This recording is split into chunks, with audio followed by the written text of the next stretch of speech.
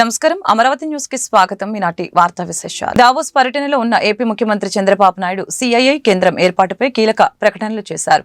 టాటా సంస్థతో కలిసి అమరావతితో సిఐఐ కేంద్రం ఏర్పాటు చేస్తామని తెలిపారు. పెట్టుబడుల ఆకర్షణ, ఉపాధి కల్పన లక్ష్యంగా సిఐఐ కేంద్రం ఏర్పాటు చేయనున్నట్లు తెలిపారు. శిక్షణ, సలహా సేవలతో పరిశ్రమల్లో పోటీతత్వం నెలకొల్పుతామని అన్నారు. భారత్ 2047 విజన్ మేరకు ముందుకు సాగుతామని అన్నారు. భారతీయుల రక్తంలోనే వ్యాపార లక్షణాలు ఉన్నాయని ఏపీ సీఎం చంద్రబాబు అన్నారు. ప్రపంచ దేశాలకు భారతీయులు అత్యుత్తమ సేవలు అందిస్తున్నారని కొనియాడారు. దావోస్లో ప్రపంచ ఆర్థిక సదస్సులో భాగంగా సిఐఐ ఆధ్వర్యంలో గ్రీన్ ఇండస్ట్రియలైజేషన్ పై నిర్వహించిన సదస్సులో సీఎం మాట్లాడారు. మీ అందరినీ చూస్తూ ఉంటే నాలో నమ్మకం పెరిగింది. భవిష్యత్తులో నా కలలు నిజమవుతాయనే నమ్మకం కలిగింది. 2.5 దశాబ్దాల్లో హైదరాబాద్ అభివృద్ధి చెందింది. భారత్లో అత్యంత నివాస యోగ్యమైన నగరంగా తీర్చిదిద్దటంలో ఎంతో కృషి చేశామని వివరించారు. అన్ని రంగాల్లో ఏపీని అభివృద్ధి చేశామని చెప్పారు.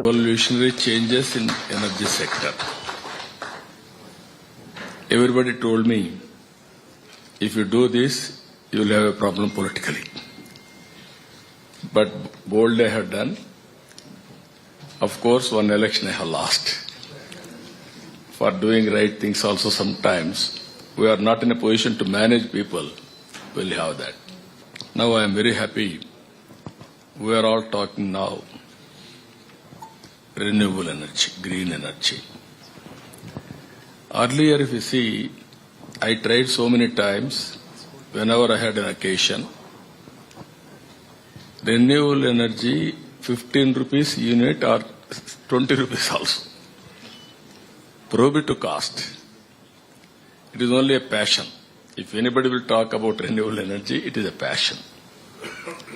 Around again 2014, I became Chief Minister. Then Piyush was the Central Minister, Honorable Minister. Both of us sat together. For this, scaling is the solution, innovation is the key. Solar, wind, we promoted maximum.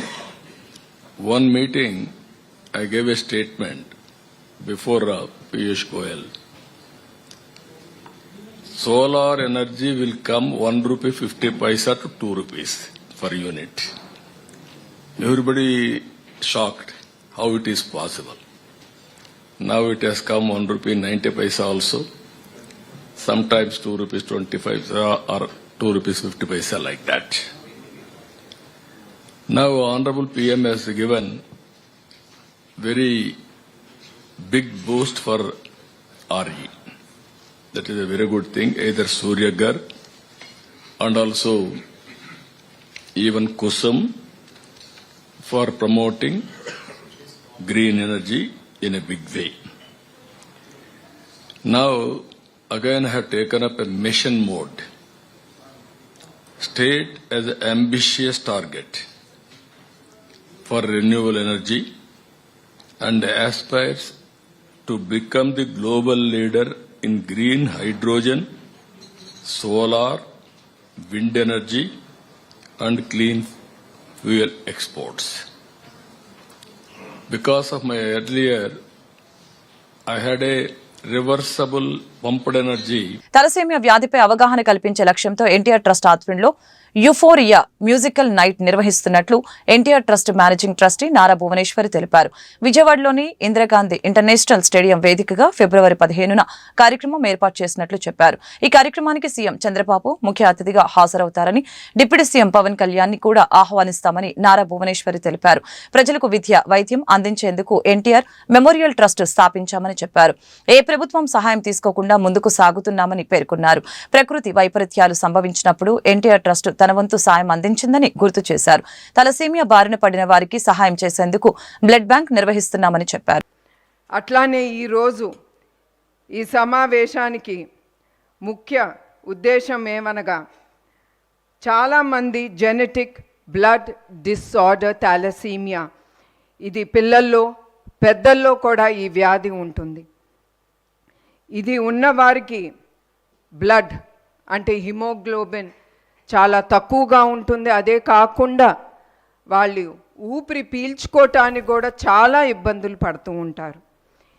ఇది చాలా సివియర్గా వచ్చినప్పుడు 2-4 నెలలోనే వాళ్ళకి blood transfusion అనేది ఎమ్మటే జరగాలి.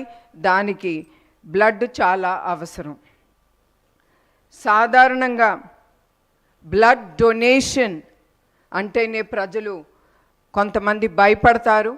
ఎందుకంటే వాళ్ళ హెల్త్ ఏమవుతుంది, వాళ్ళకి ఏమవుతుందని.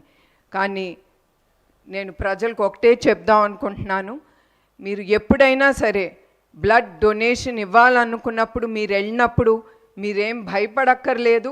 అక్కడ వచ్చిన డాక్టర్లు కానీ ప్రతి ఒక్కరూ వాళ్ళు అన్ని పారామీటర్స్ చెక్ చేసి కానీ మీ దగ్గర నుంచి బ్లడ్ డొనేషన్ అనేది తీసుకుంటారు.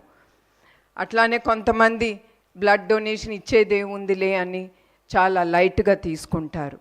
కానీ మీ అందరికి ఒకటే గుర్తు చేయాలనుకుంటున్నాను, బ్లడ్ డొనేషన్ అనేది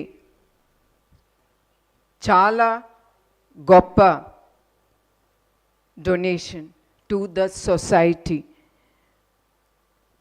మీరు ఇచ్చే ప్రతి రక్తపు బిందు చాలా జీవితాల్ని నిలబెడుతుంది. అది ప్రజలు గుర్తించాలి. అట్లానే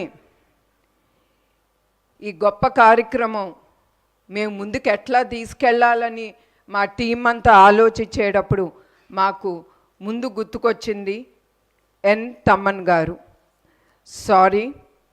నందమూరి తమ్మన్ గారు. వెంటనే మా టీం ఆయన్ని వెళ్ళి కలిసి ఆయనతో మాట్లాడినంటే ఆయన ఏం క్వశ్చన్స్ అడగకుండా ఎమ్మటే ఆయన ఒప్పుకున్నారు. ఆయనకి మా ట్రస్ట్ తరఫున ఆయనకి మా హృదయపూర్వక ధన్యవాదాలు. నమస్కారం. ఈ ఫిబ్రవరి 15న NTR memorial trust euphoria musical night అనేది ఏపీ మంత్రి నారా లోకేష్ ని డిప్యూటీ సీఎం చేయాలని పలువురు టీడీపీ నేతలు కోరుతున్న నేపథ్యంలో ఈ అంశం రాజకీయ వర్గాల్లో చర్చనీయాంశంగా మారింది. నేతలు ఎవరికి తోచిన విధంగా వారు స్పందిస్తున్నారు. ఈ క్రమంలో జనసేన పార్టీ అధిష్టానం మంగళవారం స్పందించింది. ఇకపై ఈ వ్యవహారంలో పార్టీకి చెందిన నేతలెవరు కూడా బాహాటంగా స్పందించవద్దని, సోషల్ మీడియాలో పోస్టులు పెట్టవద్దని జనసేన కేంద్ర కార్యాలయం ప్రకటన విడుదల చేసింది. కాగా తెలుగుదేశం పార్టీ అధిష్టానం కూడా సోమవారం ప్రకటన విడుదల చేసిన విషయం తెలిసిందే. లోకేష్ డిప్యూటీ సీఎం అంశంపై ఎవరు మాట్లాడవద్దని పార్టీ నేతల్ని ఆదేశించింది. ఎవరు మీడియా వద్ద బహిరంగ ప్రకటనలు చేయవద్దని సూచించింది. ఏ నిర్ణయమైనా కూటమి నేతలు కూర్చొని మాట్లాడుకుంటారని స్పష్టం చేసింది. వ్యక్తిగత అభిప్రాయాలను పార్టీపై రుద్దవద్దని పేర్కొంది.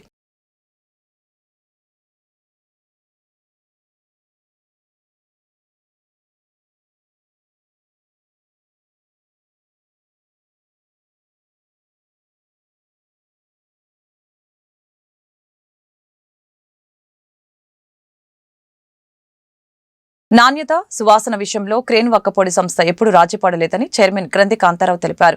ప్రస్తుతం 4 రాష్ట్రాల్లో క్రేన్ వక్కపొడికి మార్కెటింగ్ బాగుందని, త్వరలోనే మిగతా రాష్ట్రాల్లో కూడా వ్యాపార పరంగా విస్తరిస్తామని చెప్పారు.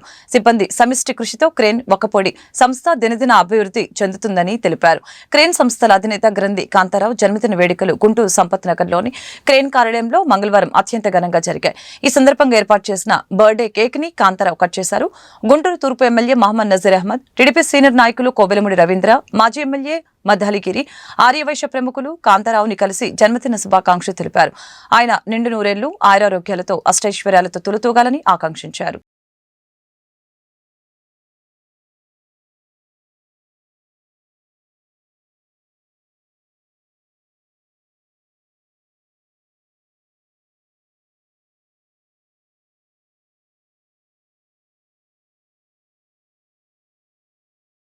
బాగా ముందుకెళ్ళి ఇప్పుడు 4 రాష్ట్రాల్లో ఉన్నాం. ఆంధ్ర, తెలంగాణ, తమిళనాడు, కర్ణాటకలో ఉన్నాం. ఈ మధ్య గోవా మొదలుపెట్టాం, మహారాష్ట్ర మొదలుపెట్టాం. ఇంతకుముందు ₹2, రూపాయి, ₹5 ఉండేది. ₹10 రిలీజ్ చేసిన తర్వాత ₹5 తగ్గింది.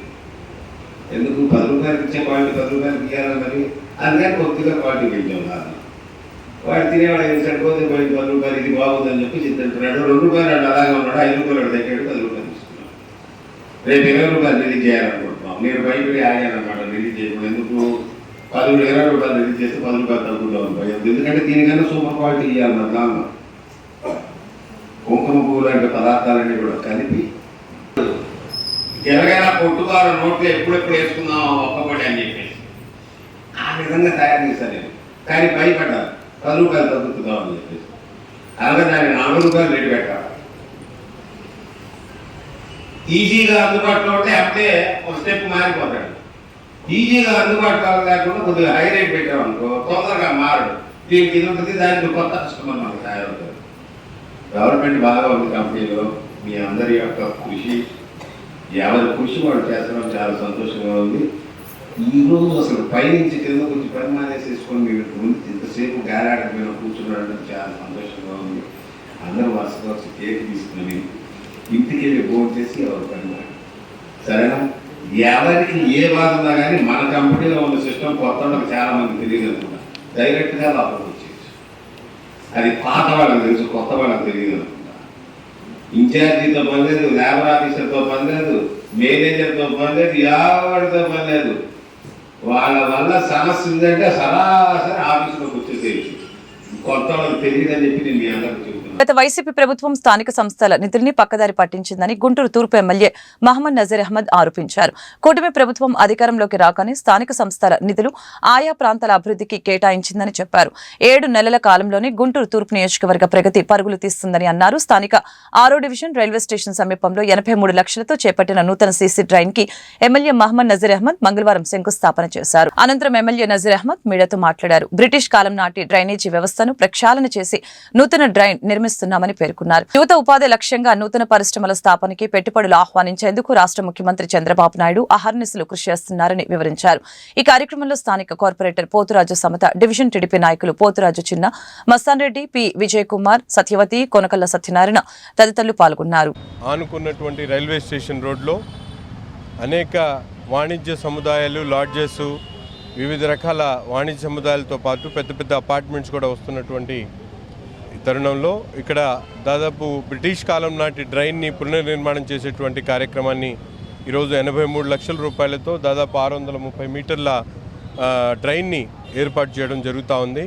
ముఖ్యంగా గుంటూరు నగరంలో మారుమూల ప్రాంతాలతో పాటు అభివృద్ధి చెందుతున్నటువంటి ఈ గుంటూరు నగరంలో ప్రతి ఒక్క వాడలో కూడా ఎక్కడ శానిటేషన్ సమస్య లేకుండా ప్రజలకు అవసరమైనటువంటి మౌలిక వసతులు కల్పించేటువంటి క్రమంలో కూటమి ప్రభుత్వం ముందుకు సాగుతూ ఉంది. గతంలో మనందరం కూడా చూసాం, స్థానిక సంస్థల నిధుల్ని దుర్వినియోగం చేసేటువంటి పరిస్థితి ఉంటే ఈరోజు గౌరవ ముఖ్యమంత్రి గారు కూటమి ప్రభుత్వం ఏర్పడ్డ తర్వాత ఏ స్థానిక సంస్థకు సంబంధించినటువంటి నిధుల్ని వాటికే ఉపయోగించి వాటి అభివృద్ధికి మౌలిక వసతులు కల్పించడంలో ప్రజలకు అవసరమైనటువంటి కార్యక్రమాలు చేయడం జరుగుతూ ఉంది. అంతేకాకుండా రాష్ట్ర వ్యాప్తంగా కూటమి ప్రభుత్వం ఏర్పడిన తర్వాత పెట్టుబడులను ఆకర్షించేటువంటి క్రమంలో పెద్ద ఎత్తున ఇండస్ట్రీస్ని ఏర్పాటు చేసి నిరుద్యోగ యువత కోసం ఒక పెద్దపీట వేసేటువంటి కార్యక్రమాన్ని దాదాపు 5 లక్షల యువతకు ఉద్యోగాలు కల్పించేటువంటి ఈ సంవత్సరంలోనే జరుగుతూ ఉంది. రాబోయేటువంటి 5 సంవత్సరాల్లో 20 లక్షల మందికి ఉద్యోగాలు కల్పించేటువంటి క్రమంలో పెద్ద ఎత్తున పెట్టుబడులను ఆకర్షించేటువంటి కార్యక్రమంతో పాటు ఇండస్ట్రీస్ని ఏర్పాటు చేసేటువంటి కార్యక్రమం జరుగుతూ ఉంది. అంటే కొత్తగా ఈ కూటమి ప్రభుత్వం ఏర్పడిన తర్వాత 6 నెలల్లోనే మారుమూల ప్రాంతాలతో పాటు నగరం మొత్తం కూడా అభివృద్ధి చెందుతున్నటువంటి అవకాశాలు కనిపిస్తూ ఉన్నాయి. తప్పకుండా ప్రజలకు ఎటువంటి ఇబ్బంది వచ్చినా కూడా కూటమి నాయకత్వం మేము అందరం కూడా మా కార్పొరేటర్స్తో పాటు మేము అందరం కూడా ప్రజలకు అందుబాటులో ఉంటాం. ప్రతి ఒక్క కార్యక్రమాన్ని కూడా తీసుకొని ముందుకు సాగుతామని చెప్పి తెలియజేస్తాం. ఇప్పుడు మనకి railway station road government hospital పరిధిలో డ్రైన్స్ మొన్న షిల్ట్ తీయటానికి కోసం కమిషనర్ గారు కూడా షిల్ట్ కూడా తొలగించడం జరిగింది. ఇది గత గవర్నమెంట్లోనే మేము పెట్టడం జరిగింది. ఈ డ్రైన్స్ పెద్ద బడ్జెట్ అని చెప్పేసి మాకు అనుమతి అయితే ఇవ్వలేదు. ఇప్పుడు మన గవర్నమెంట్ తెలుగుదేశం గవర్నమెంట్ వచ్చిన తర్వాత నజీర్ అహ్మద్ గారి దృష్టికి తీసుకెళ్ళడం జరిగింది. ఇక్కడ డ్రైన్ చాలా ఇబ్బందిగా ఉందని. ఇది నడి సెంటర్లో ఉండటం వల్ల కూడా గవర్నమెంట్ హాస్పిటల్కి కానివ్వండి, రైల్వే స్టేషన్కి కానివ్వండి చాలామంది ప్రజలు వస్తూ ఉంటారు. కానీ ఇక్కడ డ్రైన్స్ ఏంటంటే సరిగ్గా లేకపోవటం వల్ల బ్రిటిష్ కాలం నాటి డ్రైన్స్ అవటం వల్ల ఇక్కడ చాలామంది డ్రింక్ చేసే వాళ్ళు కూడా ఆ కాలువల్లో మెయిన్ కాలువల్లో పడి చనిపోయిన వాళ్ళు కూడా చాలామంది ఉన్నారండి. మేము శానిటేషన్ వాళ్ళ చేత కూడా వాళ్ళని డెడ్ బాడీస్ తీయించడం కూడా జరిగింది. ఇది మనకి చాలా అవసరం అని మేము ఎమ్మెల్యే గారి దృష్టికి తీసుకెళ్ళాము. ఎమ్మెల్యే గారు ఇది తప్పకుండా చేయించాలని చెప్పేసి మాకు అనుమతి పైన మున్సిపాలిటీల అధికారులకు చెప్పడం జరిగింది. ఈరోజు 83 లక్షలతో మేము ఇక్కడ డ్రైన్ నిర్మాణం చేపడుతున్నాము. ఇక్కడ కొబ్బరికాయ కొట్టి మాకు సపోర్ట్గా నిలబడినందుకు ఎమ్మెల్యే గారికి మేము ధన్యవాదాలు తెలియజేస్తాం. రాష్ట్ర కేబినెట్లోని బీసీ మంత్రులకు ఈ నెల 27వ తేదీన ఉదయం 10 గంటలకి గుంటూరు వెంకటేశ్వర విజ్ఞాన మందిరంలో అభినందన సత్కారం జరుగుతుందని ఎమ్మెల్సీ దువ్వారపు రామారావు, ఎమ్మెల్యే గల్లా మాధవి తెలిపారు.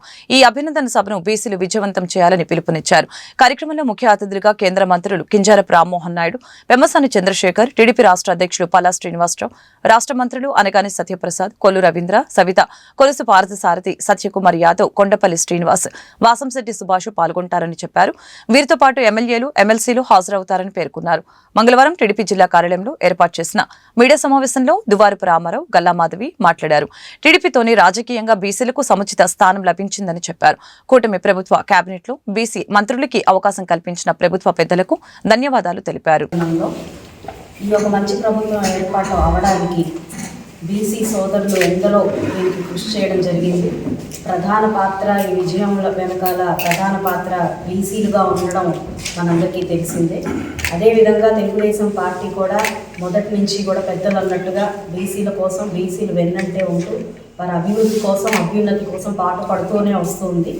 సో ఈ శుభతరుణంలో ఒకసారి మా అధిష్టానానికి అభినందన సభ అనేది అందరూ బీసీ నాయకులతో ఏర్పాటు చేసుకోవాలి అని చెప్పి ఒక ఆలోచన మన రజక సోదరులు అందరూ చేయడం జరిగింది. మమ్మల్ని సంప్రదించడం జరిగింది. ఇందుకు అయితే ఇక్కడ రజక లీడర్లు, రాష్ట్ర వ్యాప్తంగా ఉన్న రజక లీడర్లు అందరూ కూడా వారి ఆధ్వర్యంలో ఈ యొక్క సమావేశాన్ని, అభినందన సభని ఏర్పాటు చేసుకొని మన శ్రీనివాసరావు గారి ప్రోద్బలంతో, ఆధ్వర్యంలో, వారి కార్యాచరణలో ఈ యొక్క కార్యక్రమాన్ని రూపొందించుకోవాల్సిందిగా మేమందరం కూడా అభిప్రాయపడ్డాము. దానికోసమని మేము మాట్లాడుకున్నప్పుడు ఈ 27వ తారీఖున విజ్ఞాన మందిరంలో ఈ యొక్క సభని ఏర్పాటు చేసుకొని బీసీ మంత్రులుగా, ఎమ్మెల్యేలుగా గెలిచిన వాళ్ళందరినీ కూడా ఒకసారి అభినందించి, వారందరినీ పిలిచి వారిని ఆహ్వానించి అభినందించాలి అని వారికి ఒక మంచి ఆహ్వానాన్ని పలకడం జరిగింది.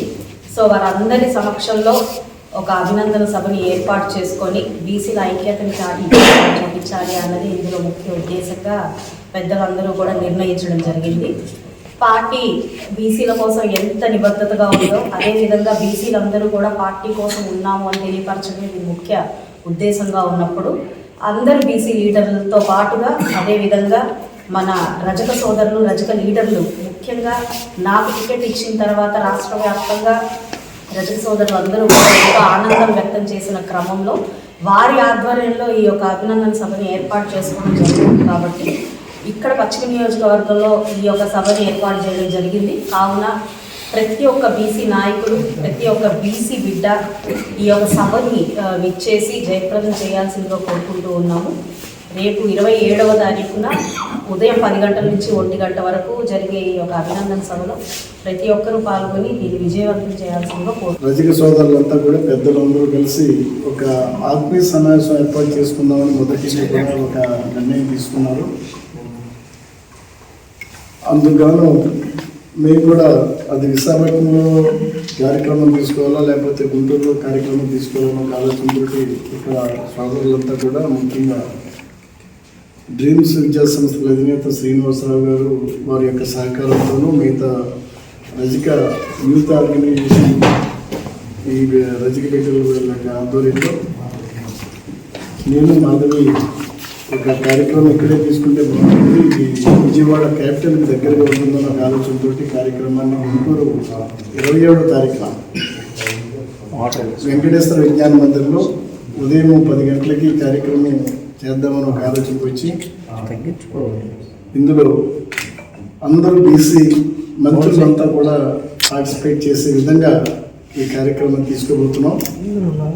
ఇందుకు సంబంధించి ఏదైతే బీసీల పరంగా మంత్రులందరూ ఉన్నారో వారందరూ కూడా ఈ కార్యక్రమానికి హాజరవుతారు. అదేవిధంగా కేంద్ర మంత్రి శ్రీ కింజరాపు రామ్మోహన్ నాయుడు గారు కూడా ఈ కార్యక్రమానికి ఇచ్చేస్తున్నారు. కాబట్టి ఒక మంచి కార్యక్రమం తీసుకుందాం ఒక ఆలోచనతో ముందుకెళ్తున్నాం. లోకల్గా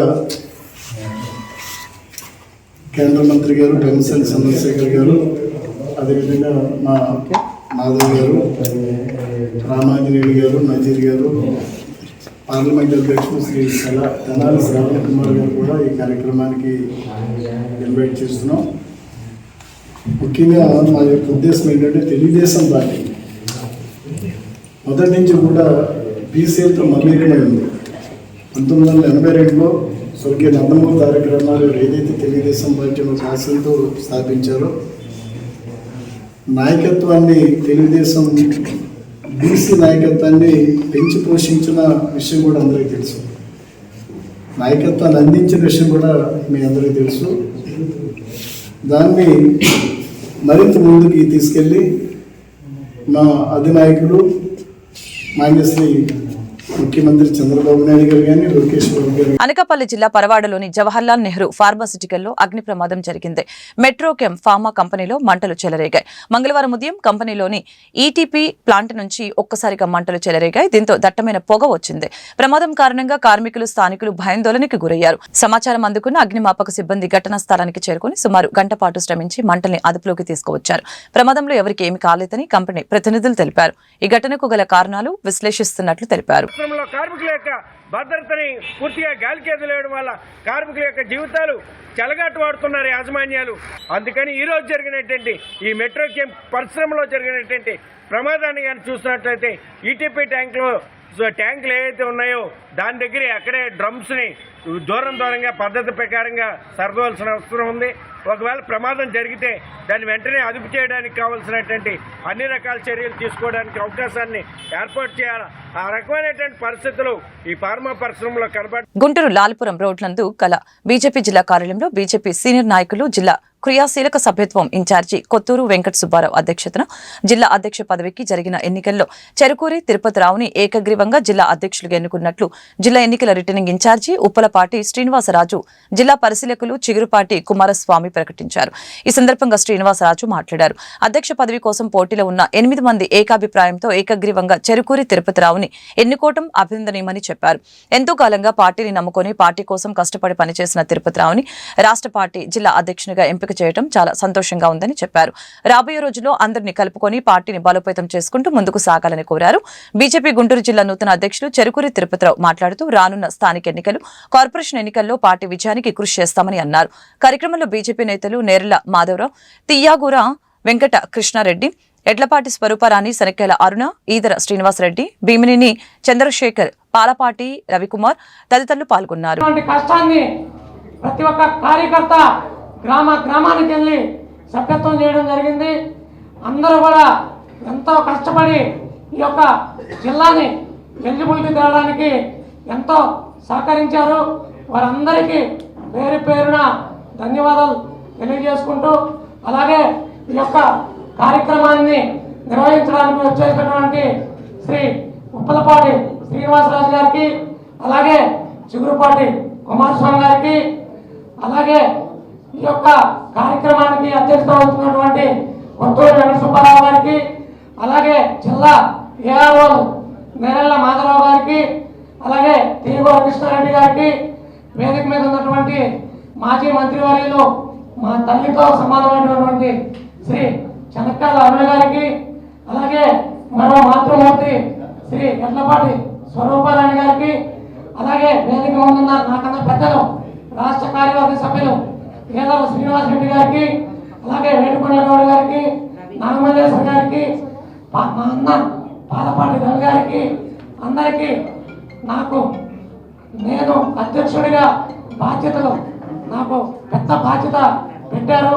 ఈ యొక్క కార్యకర్తలు ఎవరికి ఎటువంటి ఇబ్బంది లేకుండా అందరినీ కలుపుకొని అందరినీ సమన్వయం చేసుకుంటూ ఈ జిల్లాలో రేపు జరగబోయే స్థానిక సంస్థల ఎన్నికల్లో కానీ, జరగబోయే మున్సిపల్ కార్పొరేషన్ ఎలక్షన్లో కానీ ప్రతి ఒక్క కార్యకర్త పనిచేసి, అలాగే కార్పొరేషన్లో అయితే కార్పొరేటర్లుగా, అలాగే గ్రామాల్లో అయితే సర్పంచ్లుగా, జెడ్పీటీసీలుగా, ఎంపీటీసీలుగా అందరం కూడా మన కూటమి ప్రభుత్వం ఉంది కాబట్టి మన యొక్క బలాన్ని సూచించి మనం ప్రతి ఒక్క కార్యకర్త కష్టపడతారని చెప్పి, అలాగే మనం ఎంతైతే కష్టపడతామో అంత బలం ఉంటుంది మనకి.